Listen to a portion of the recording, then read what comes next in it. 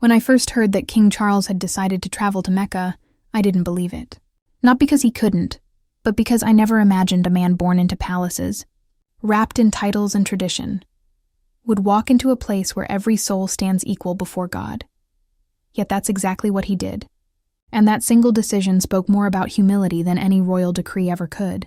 I've spent my life watching powerful people hide behind excuses, but when I looked at Charles preparing for this journey, I saw something rare in men of his stature: sincerity. There were no cameras, no press releases, no grand speeches about goodwill. It was quiet, private, almost sacred. They say he'd been studying Islam for years, reading the Quran in silence, seeking scholars, and asking questions that shook him more than the answers did. One night, after a long walk through his gardens in Scotland, he said to his aide, "If truth is one, then I need to see where 1 billion people bow to it." That's how it began, not as a political gesture, but as a personal search. I imagine him standing by his window that night, staring at the stars, realizing that crowns and history mean nothing when your soul is restless. He made the arrangements quietly, respectfully. It wasn't simple. Mecca is sacred ground, not a tourist destination, and for a man like Charles, it meant crossing the boundary between privilege and purity. They said he was nervous, and I believe it.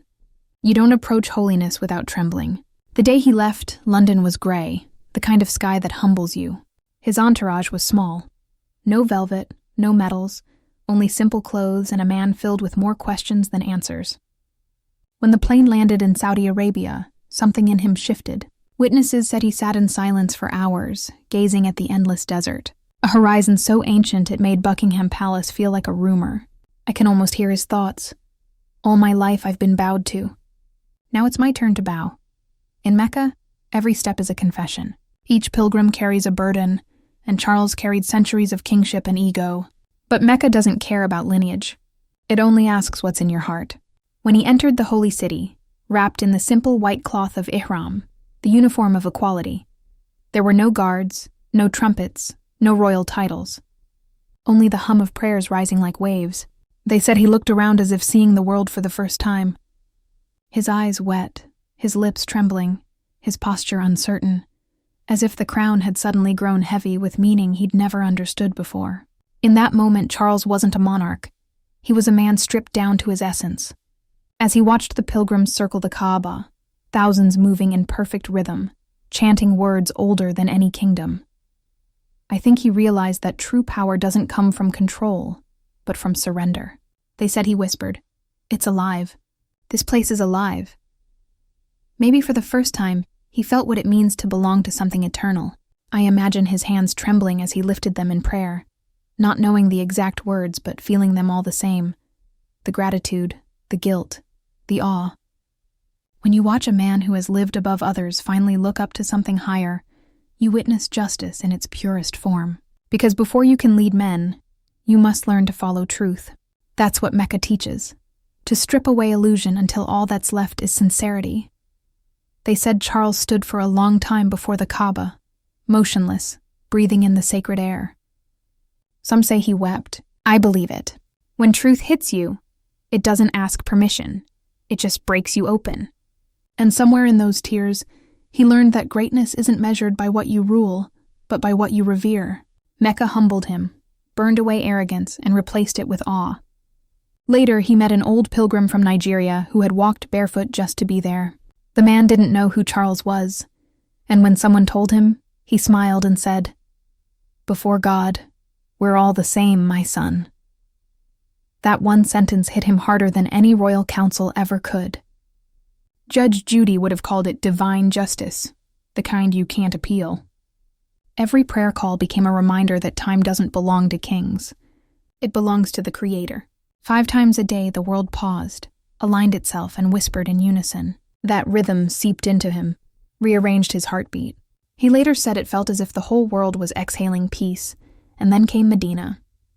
If Mecca is the flame, Medina is the light. They said Charles entered the prophet's city with tears still drying on his cheeks. The air there is softer, almost merciful. You feel it the moment you arrive, the presence of compassion woven into silence.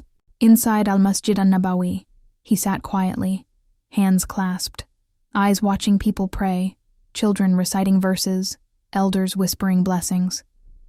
For a man used to hierarchy, sitting shoulder to shoulder with laborers, farmers, and beggars rewires your understanding of worth. He wasn't King Charles there. He was just another soul-seeking connection. One scholar said, the king kept repeating, "There's peace here." Not the kind you negotiate, the kind you feel. And that's what Medina gives you. It heals what Mecca refines. Fire and mercy, discipline and compassion. They say Charles even helped distribute food to pilgrims one night, wearing a simple cloak, unrecognized, smiling, saying, "Peace be upon you." Maybe that anonymity felt like freedom, the kind no palace could offer. When he stood before the prophet's resting place, he didn't speak for a long time. Some say he prayed, some say he wept, but when he emerged, his face had changed. That's what faith does. It finds you in the noise and says, "You belong." When he returned to Britain, the world expected speeches, press statements, and polished rhetoric. Instead, they got silence, the kind that speaks louder than words. The man who stepped off that plane wasn't the same. His eyes no longer carried the weight of ceremony, but the calm of a soul that had stood before truth and been remade by it. The palace felt quieter. He walked slower, spoke softer, and when asked about the journey, he said, "It wasn't a trip. It was a trial, and I passed only by grace." He began spending more time in reflection, inviting imams, priests, and rabbis to the same table. Not for diplomacy, but for dialogue. Less banquets, more books, less applause, more prayer. He supported humanitarian work in the Middle East anonymously, rebuilt homes near the pilgrim routes, and read the Quran beside his Bible, not as contradiction, but as continuation. He never declared conversion, only comprehension, that God's mercy is greater than any border men build around his name.